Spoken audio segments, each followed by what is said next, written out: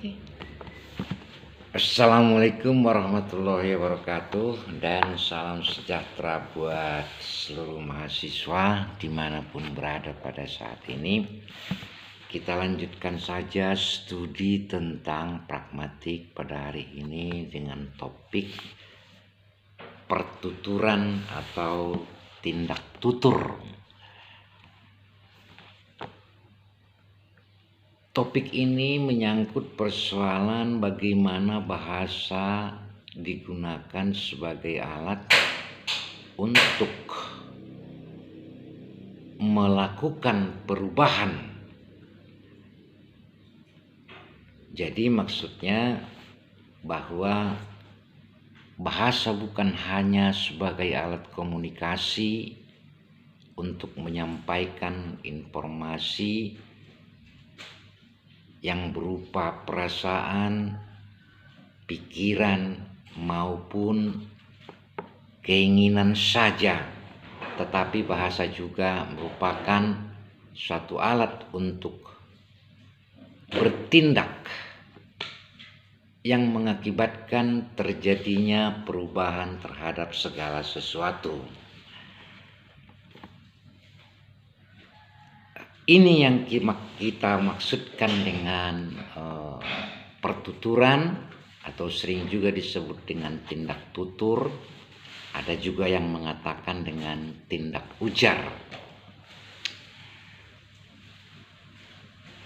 Contoh sederhananya yang bisa kita pahami untuk bisa mendapatkan makna dari apa tindak tutur itu seperti ujaran seseorang. Kalau dalam ajaran agama Islam disebut Tuan Kadi. Tuan Kadi itu menyaksikan seorang orang tua mengucapkan kata-kata,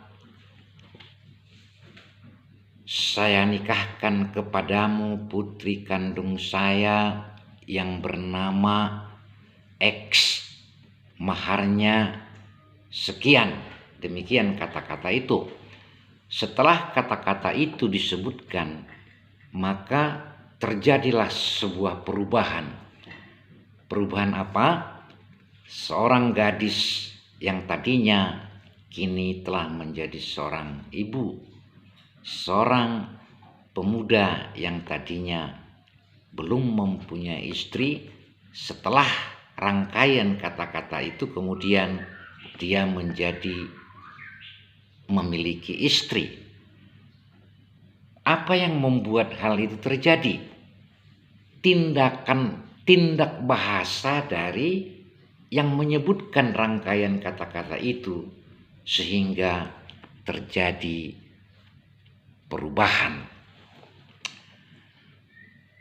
Tidak selalu bahasa itu yang membuat perubahan. Sebagai contoh misalnya saya mengatakan sekarang kalimat, saya maksudnya Pak Asrul, mulai hari ini saya nyatakan Presiden Jokowi berhenti menjadi presiden. Kalimat saya benar. Kalimat saya tidak salah. Apakah Presiden Jokowinya berhenti? Tentu tidak. Jadi apa yang salah? Yang salah ialah bahwa saya tidak punya kewenangan untuk menyatakan kalimat seperti itu. Tetapi kalau saya katakan misalnya kalimat, semester ini Sundari sebagai mahasiswa saya tidak lulus, maka akan terjadi.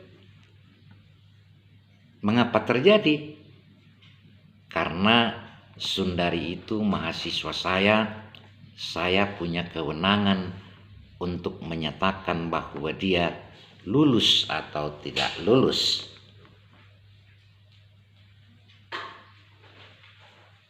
Mengapa bidang ini termasuk ke dalam kajian pragmatik?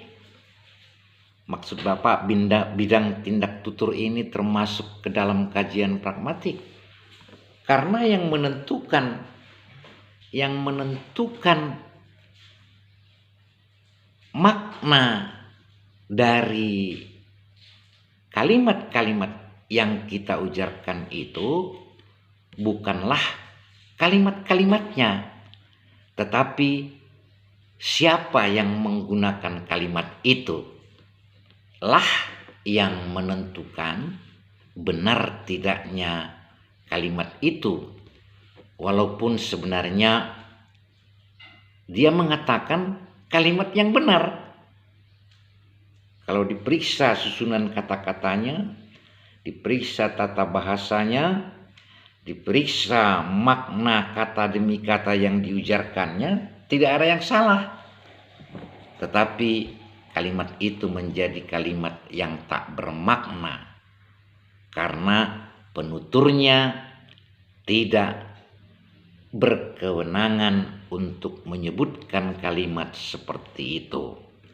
Itulah sebabnya bidang tindak bahasa ini menjadi bidang kajian di dalam pragmatik.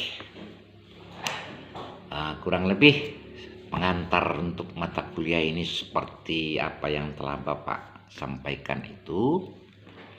Untuk memperluas wawasan para mahasiswa, kita juga bisa melihat beberapa contoh yang lain, misalnya yang sering kita dengar, bahwa setelah ujaran-ujaran itu disebutkan terjadi perubahan di dalam suatu perjalanan kehidupan. Contoh sederhananya yang baru saja kita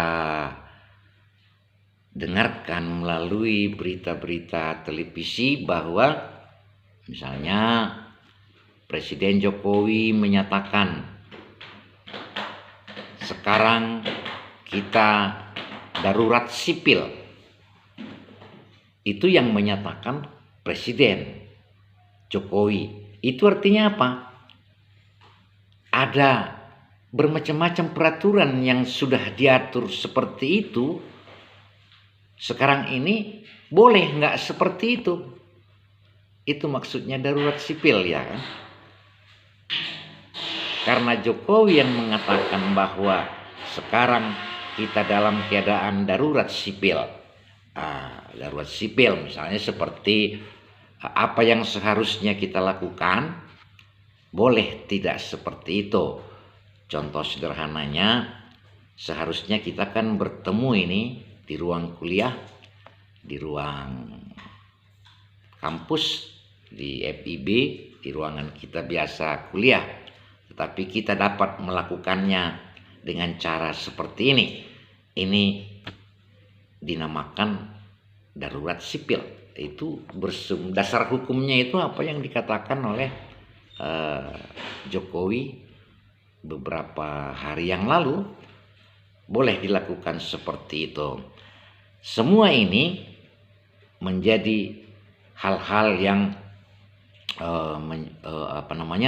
memperluas wawasan kita tentang pengertian tindak bahasa itu. Untuk mengembangkan materi kuliah kita ini ke depan, ada banyak hal yang harus kita bicarakan menyangkut persoalan tindak bahasa ini. Ini menjadi kajian yang sangat luas dan sangat digemari, terutama para penganut linguistik modern saat ini, karena mereka berpikiran bahwa bahasa sebenarnya bukan hanya sebagai alat komunikasi saja untuk menyampaikan informasi kepada orang lain, tetapi juga bahasa adalah satu alat untuk membuat perubahan di dalam perjalanan kehidupan. Menurut Bapak kurang lebih itulah sebagai pengantar untuk mata kuliah kini. Topik-topik berikutnya akan kita bicarakan nanti pada pertemuan selanjutnya. Jadi perlu membaca referensi yang telah kita sepakati, dan supaya melihat topik tindak tutur atau pertuturan atau tindak bahasa pada semua referensi itu, dan kemudian para mahasiswa ditugaskan untuk membacanya,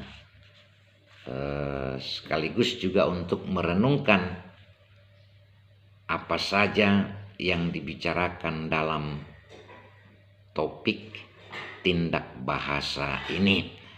Saya kira sedemikian saja sebagai pengantar. Laksanakan tugasnya dengan baik, baca buku-buku referensi yang telah kita sepakati di awal perkuliahan. Wassalamualaikum warahmatullahi wabarakatuh, dan salam sejahtera buat kita semuanya.